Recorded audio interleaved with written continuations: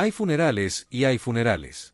Los primeros son despedidas, los segundos son reuniones de negocios disfrazadas de luto.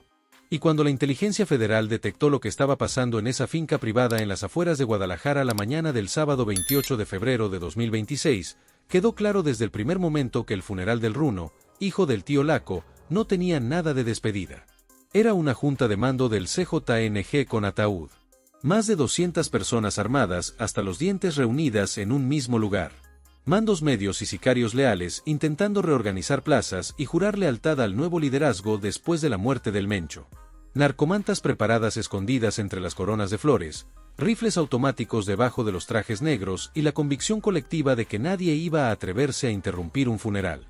Se equivocaron de una manera que no van a olvidar. Quédate porque lo que pasó en esa finca entre las 11 de la mañana y el mediodía del sábado, 28 de febrero es una de las operaciones más contundentes que se han ejecutado en Jalisco en lo que va de este sexenio. Y hay detalles que necesitas escuchar completos para entender el tamaño de lo que acaba de ocurrirle al CJNG en el peor momento posible de su historia. Para entender por qué ese funeral importaba tanto, hay que entender primero quién era el tío Laco y qué representaba dentro de la organización. No es un nombre que aparece frecuentemente en los titulares y eso es precisamente lo que lo hace importante. En el CJNG, los hombres que no salen en los corridos ni en las narcomantas suelen ser los que más poder real tienen dentro de la estructura. El tío Laco es uno de los fundadores históricos del cártel, un hombre de máxima confianza del Mencho que durante años operó en la sombra mientras los comandantes con más perfil público se llevaban la atención de las agencias de inteligencia, de los periodistas y de los analistas de seguridad. Esa invisibilidad no fue accidental, fue una decisión operativa. Mientras el mundo hablaba del Mencho, del Menchito, del 03, del jardinero y del R, el tío Laco construía y mantenía la red de relaciones internas que sostenía la cohesión de la organización. No desde las trincheras ni desde los laboratorios, sino desde el tejido de confianzas que en una organización criminal es tan importante como el armamento o las rutas. Ese tipo de hombre no se forma en meses, se forma en décadas y su influencia no desaparece cuando muere el jefe. Al contrario, en un momento de transición de liderazgo se vuelve más relevante. Su hijo, el Runo, murió antes de que todo esto explotara. Las circunstancias exactas de su muerte no son el centro de esta historia. Pero lo que sí importa es lo que su funeral representó en el contexto del momento. 6 días después de la muerte del Mencho, con el liderazgo del cártel en disputa abierta y las fuerzas federales golpeando en múltiples puntos simultáneamente. El funeral del hijo de uno de los fundadores era el pretexto perfecto para reunir en un solo lugar a una parte significativa de la estructura de mando del cártel. No levantaba las mismas sospechas que una reunión operativa explícita, tenía una justificación social aceptable y le daba a los mandos medios una razón para moverse hacia Guadalajara sin que ese movimiento pareciera a la superficie lo que realmente era. Lo que iban a hacer en esa finca era muy concreto: distribuir territorios entre los comandantes que quedaban, confirmar lealtades hacia el nuevo liderazgo, crear una estructura de mando de emergencia que le diera a la organización la estabilidad suficiente para resistir la presión federal mientras resolvía sus disputas internas. En otras palabras, iban a hacer lo que el CJNG necesitaba desesperadamente hacer para no fragmentarse, establecer un orden de poder que todos reconocieran y respetaran. El problema es que la inteligencia federal llevaba días siguiendo exactamente esos movimientos. Cada desplazamiento de vehículos de lujo hacia las afueras de Guadalajara, cada comunicación interceptada que mencionaba el funeral, cada patrón de movimiento que no correspondía al comportamiento normal de personas que van a despedir a un familiar. Todo eso fue sumando al análisis que los equipos de inteligencia estaban construyendo en tiempo real. Y cuando el cuadro estuvo completo, lo que mostraba era algo que no se presenta 2 veces. Más de 200 personas vinculadas a la estructura de mando del CJNG concentradas en un solo punto en el momento de mayor vulnerabilidad de la organización, sin la coordinación defensiva que normalmente acompaña las reuniones de ese nivel. Era una oportunidad única y la autoridad federal decidió aprovecharla. La finca donde se realizó el funeral no fue elegida al azar por los organizadores. Era una propiedad con características que en papel la hacían atractiva para ese tipo de evento. Un salón amplio habilitado como capilla improvisada, jardín con árboles altos que dificultaban la observación aérea directa, muros perimetrales que daban sensación de seguridad y control, accesos que podían monitorearse y cerrarse si alguien no deseado intentaba llegar, y la apariencia de una finca privada en la que se celebra un funeral, que en cualquier municipio de Jalisco es algo completamente normal y que no levanta miradas. Pero esas mismas características que la hacían atractiva para los organizadores la convertían en una trampa perfecta. Una vez que la inteligencia federal tenía el mapa completo, los muros perimetrales que debían proteger a los asistentes se convirtieron en el límite de la zona de contención. Los accesos controlables se convirtieron en los puntos de cierre del operativo.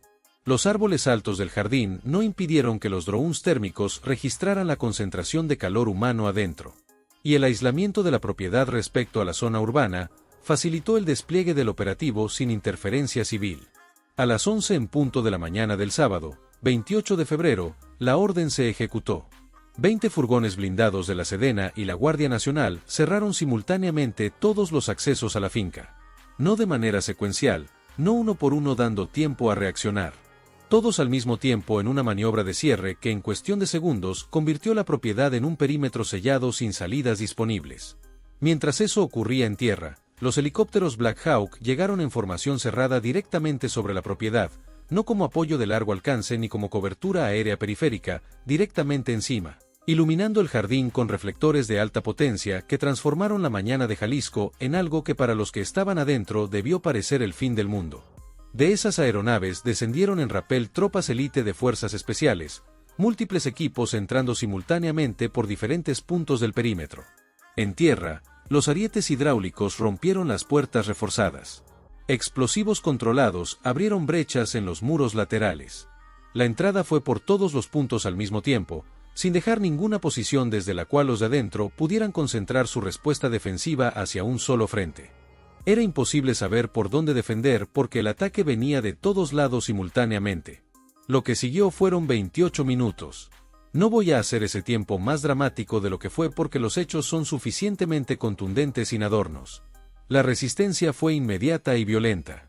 Los sicarios que estaban adentro sacaron los rifles automáticos que tenían escondidos debajo de las sillas y entre los pliegues de sus trajes negros e intentaron responder con ráfagas sostenidas. Lanzaron granadas, intentaron crear líneas defensivas dentro del salón y en las distintas zonas del jardín, pero la superioridad de las fuerzas federales era de una escala que no dejaba espacio para ningún resultado diferente al que ocurrió. Los helicópteros artillados disparaban desde arriba, perforando techos y eliminando posiciones defensivas antes de que pudieran consolidarse. Las tropas en tierra cerraban el cerco metro a metro usando granadas aturdidoras, fuego cruzado y posiciones coordinadas que no le daban a los defensores tiempo de reorganizar su respuesta.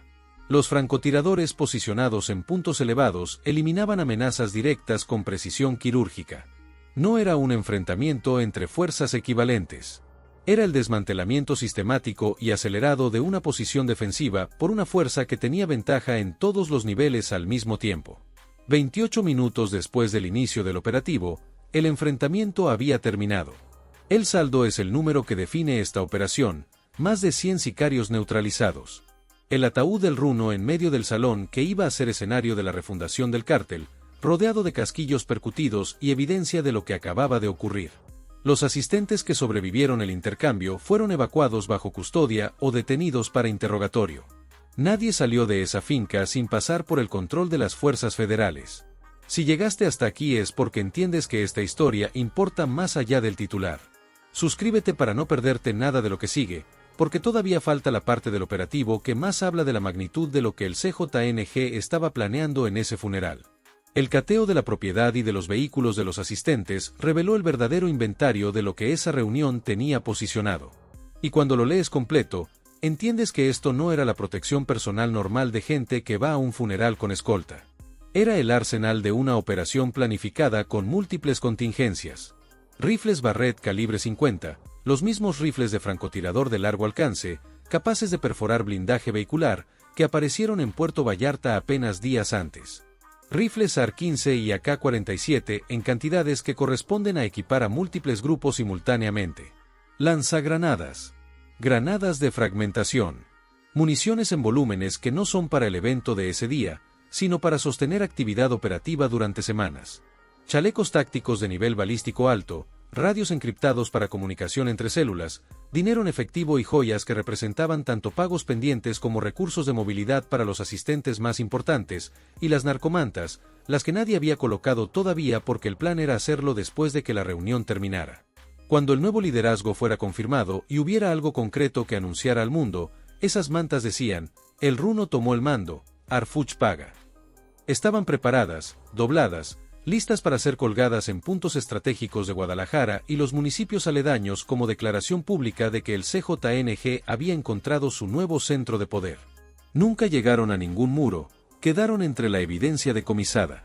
Los celulares son siempre los testigos más honestos de lo que realmente ocurre en estos casos, y los que se recuperaron en el cateo no fueron la excepción. Los mensajes confirmaban con una claridad que no dejaba margen para interpretaciones que ese funeral no era lo que aparentaba ser. Había coordinación de llegadas para evitar que todos los vehículos aparecieran al mismo tiempo y levantaran sospechas. Había listas de asistentes organizadas por plazas y territorios. Había agendas de los puntos a tratar durante la reunión y había comunicaciones con personas que no estaban en la finca, pero que estaban esperando el resultado para tomar decisiones propias sobre sus territorios. Eso último es importante porque dice algo sobre la escala de lo que se estaba organizando. No era solo la reunión de los que estaban físicamente en la finca, era el punto de convergencia de una red más amplia de actores que estaban esperando el resultado para moverse en consecuencia. La interrupción del funeral no solo neutralizó a los que estaban adentro, dejó en el vacío a toda esa red de espera que no tenía ahora el resultado que necesitaba para saber qué hacer. Una vez que el cateo fue completado y cada elemento de evidencia documentado y asegurado, llegó la fase final del operativo. La que convierte esta historia en algo que va a quedar en la memoria colectiva de Jalisco durante mucho tiempo. Se activó la destrucción controlada de la propiedad. Explosivos en puntos estructurales clave. Lanzallamas en las zonas principales del salón y el jardín. La finca empezó a arder desde adentro con una velocidad que los árboles altos del jardín no pudieron contener ni esconder. Salas, garajes, bodegas, la capilla improvisada donde estaba el ataúd, todo consumido progresivamente por las llamas. El humo negro se levantó sobre las afueras de Guadalajara y fue visible desde kilómetros de distancia durante horas. En cuestión de tiempo, lo que iba a ser el escenario de la refundación simbólica del CJNG bajo un nuevo liderazgo se convirtió en cenizas humeantes visibles desde la ciudad que el cártel consideraba su territorio más seguro. Esa imagen tiene un peso simbólico que va más allá del operativo y que es importante entender porque los cárteles y el CJNG en particular operan con una lógica donde la demostración de poder es tan importante como el poder mismo. Las plazas no se mantienen solo con fuerza, se mantienen con la percepción de que esa fuerza existe y de que nadie puede tocarla sin consecuencias. Los funerales de figuras importantes son parte de ese lenguaje. Son escenarios de demostración donde se muestra quién viene, quién rinde respeto, quien sigue siendo parte de la estructura y quien tiene suficiente poder para estar en la sala donde se toman las decisiones. Convertir ese funeral en un operativo militar con más de 100 neutralizados y luego quemar la finca hasta los cimientos es una respuesta en el mismo idioma. No solo dice que el Estado tiene la capacidad técnica de golpear en cualquier punto. Dice que no existe espacio sagrado, que no hay momento protegido por convenciones sociales, que no hay reunión suficientemente discreta o suficientemente disfrazada. Si la inteligencia llega ahí, el operativo llega ahí, y el fuego que queda después no es descuido, es firma. Ese mensaje está dirigido con precisión a los mandos medios que sobrevivieron, a los que estaban en camino cuando el cerco se cerró y tuvieron que dar media vuelta, a los que recibieron la noticia desde sus propias plazas esperando el resultado de la reunión. El contenido de ese mensaje no necesita traducción, intenten hacer eso de nuevo y el resultado va a ser el mismo. Cuando le preguntaron al secretario de Seguridad por la decisión de irrumpir en el funeral, su respuesta fue directa y sin adornos. Dijo que el CJNG intentó convertir el funeral del Runo en un acto de poder y reorganización, que no lo permitieron, que más de 100 criminales fueron neutralizados y que ese fue el precio de querer seguir operando. Y cerró con la frase que resume todo: el cártel ya no tiene líderes, ni funerales ni legado. Su imperio se acabó en fuego y silencio. Esa declaración no es retórica de conferencia de prensa, es la descripción de una estrategia que lleva días ejecutándose con una consistencia que habla de planificación previa y no de reacción improvisada a los eventos. Y aquí quiero que entiendas el contexto más amplio, porque esta operación no ocurrió en el vacío, ocurrió como parte de una secuencia de golpes que desde la muerte del Mencho el 22 de febrero ha atacado sistemáticamente diferentes componentes de la estructura del CJNG, sin darle tiempo de recuperarse entre un golpe y el siguiente. La neutralización del 03 en la carretera de Guadalajara a Tepic atacó el brazo militar de la organización, el grupo élite que él había fundado y que era personalmente leal a él. El desmantelamiento de la célula de Puerto Vallarta con 98 personas atacó la infraestructura logística marítima, las rutas por donde entran los precursores y sale la droga. Y la interrupción del funeral del Runo atacó el mecanismo de reorganización, el intento de reconstituir la cadena de mando que permitiría a la organización estabilizarse y responder de manera coordinada a la presión federal. Tres componentes diferentes de la misma organización, tres golpes en menos de una semana, cada uno diseñado para atacar una función específica que la organización necesita para sobrevivir como estructura unificada. Esa no es coincidencia, esa es una estrategia de negación funcional, identificar que necesita el CJNG para reconstituirse y golpear exactamente eso antes de que pueda activarse. Y la velocidad con la que se ha ejecutado esa estrategia es lo que la hace efectiva, porque cada golpe ocurre antes de que la organización haya tenido tiempo de procesar el anterior y ajustar sus defensas. Lo que eso genera dentro del CJNG es un estado de crisis acumulada que es cualitativamente diferente a la crisis de perder un solo líder. Por importante que ese líder sea, la muerte del Mencho por sí sola habría sido un golpe enorme, pero manejable para una organización con la estructura del CJNG. Lo que hace diferente este momento es la acumulación de golpes adicionales que han llegado antes de que la organización pudiera absorber el primero. Es como si a una persona le rompieran un hueso, y antes de que pudiera inmovilizarlo le rompieran otro, y antes de que pudiera atender los dos le rompieran un tercero. En algún punto, el cuerpo no puede mantener su funcionamiento normal independientemente de cuánta resistencia tenga. Hay un elemento adicional en esta historia que necesito que consideres porque tiene implicaciones que van más allá de lo que pasó en la finca. El tío Laco, padre del Runo, es uno de los fundadores del CJNG. Su red de lealtades dentro de la organización no es reciente ni superficial. Se construyó durante los años de formación del cártel, cuando las relaciones personales eran el único mecanismo de confianza disponible, porque la organización todavía no tenía la estructura institucional que desarrolló después. Interrumpir el funeral de su hijo en las condiciones en que se interrumpió no es solo un golpe operativo contra los mandos medios que estaban reunidos. Es un mensaje dirigido específicamente a él y a toda la generación de fundadores que todavía tienen influencia dentro de la organización. El mensaje es que el Estado no va a respetar el espacio del duelo cuando ese duelo se usa deliberadamente como cobertura para actividades criminales, y que la historia de alguien dentro de la organización, por larga y profunda que sea, no crea zonas protegidas. Ese mensaje cambia el cálculo de varios actores que hasta ahora habían operado con la sensación implícita de que su antigüedad dentro del CJNG les daba cierta invisibilidad o cierta distancia de los operativos más directos. Esa sensación ya no existe después del 28 de febrero. Lo que ahora están evaluando los analistas de seguridad es que opciones reales tienen los mandos que sobrevivieron. Y cuando se mira con frialdad el panorama, las opciones no son muchas ni son cómodas. La primera es intentar reagruparse de nuevo con mejor seguridad operacional, buscando el espacio y el tiempo que el Estado no les está dando. El problema con esa opción es que requiere exactamente el tipo de comunicación y coordinación entre mandos que la inteligencia federal lleva días rastreando con éxito. Cada intento de reagrupamiento es una señal detectable. Y la evidencia de los últimos días sugiere que la capacidad de detección está operando a un nivel de efectividad que hace que esa opción sea extraordinariamente riesgosa. La segunda opción es aceptar que la organización centralizada ya no es viable en el corto plazo y empezar a operar de manera regional independiente. Eso en la práctica significa la fragmentación que todos los analistas consideran el escenario más probable. Cada comandante con territorio propio decide que su prioridad es proteger lo suyo en lugar de reconstruir lo de todos. Los acuerdos de no agresión entre facciones se vuelven más difíciles de sostener sin un liderazgo central que los garantice. Y gradualmente lo que era una organización nacional se convierte en una red de grupos regionales con intereses parcialmente alineados y parcialmente en conflicto. La tercera opción, la que nadie articula en voz alta dentro del cártel, pero que tampoco se puede descartar desde afuera, es que algunos de esos mandos medios decidan que negociar con el Estado es más conveniente que seguir siendo objetivo prioritario en el momento en que la organización que los protegía ya no tiene la capacidad de protegerlos. Un mando medio del CJNG que decide cooperar con las autoridades no lleva consigo solo información sobre su propia célula, lleva el mapa de relaciones, los nombres, las rutas y los mecanismos de toda la estructura con la que ha operado durante años. Y en el contexto actual, donde la inteligencia federal ya está operando con un nivel de efectividad que sugiere que tiene fuentes muy bien posicionadas, esa posibilidad no es descartable.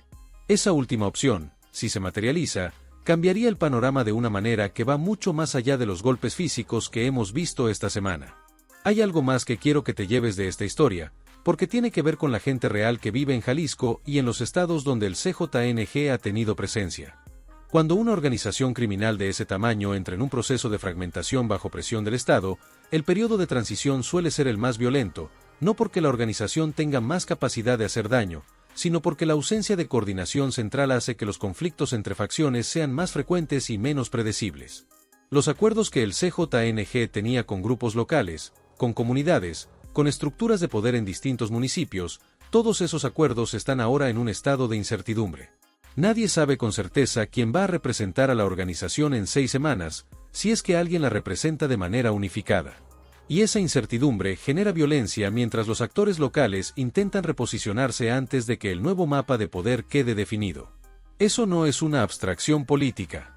Es lo que va a sentir la gente en sus calles, en sus municipios, en la decisión de si salir o no salir de noche, en el nivel de tranquilidad o de tensión con el que van a vivir los próximos meses en zonas donde el CJNG ha sido durante años el árbitro de facto del orden local. Por eso el operativo del funeral del Runo importa más allá de los números del titular, no porque 100 sicarios neutralizados sea un número sin peso, que lo tiene, sino porque el momento en que ocurrió y lo que destruyó al ocurrir tienen consecuencias que se van a sentir durante meses en toda la estructura del cártel y en los territorios donde esa estructura operaba. El 22 de febrero de 2026 murió el Mencho. El 28 de febrero, en una finca a las afueras de Guadalajara, lo que iba a ser la reunión que le daba al cártel una segunda oportunidad de sobrevivir como organización unificada, se convirtió en 28 minutos de enfrentamiento, más de 100 sicarios neutralizados, una propiedad ardiendo visible desde kilómetros de distancia y narcomantas que nunca llegaron a ningún muro. El ataúd del Runo quedó en medio del salón donde iba a coronarse un nuevo liderazgo. El humo negro sobre Jalisco fue la respuesta más clara posible a la pregunta de si el Estado iba a permitir que el CJNG se reorganizara en paz. No lo permitió y la frase que lo resume ya está dicha y ya está grabada: el cártel ya no tiene líderes, ni funerales ni legado. Su imperio se acabó en fuego y silencio. Eso es lo que pasó. Eso es lo que necesitabas saber. Y si este análisis te sirve para entender lo que está pasando de verdad, sin ruido ni adornos innecesarios, ya sabes lo que tienes que hacer. Suscríbete para que no se te escape nada de lo que viene, porque esta historia tiene muchos capítulos por delante y cada uno importa más que el anterior.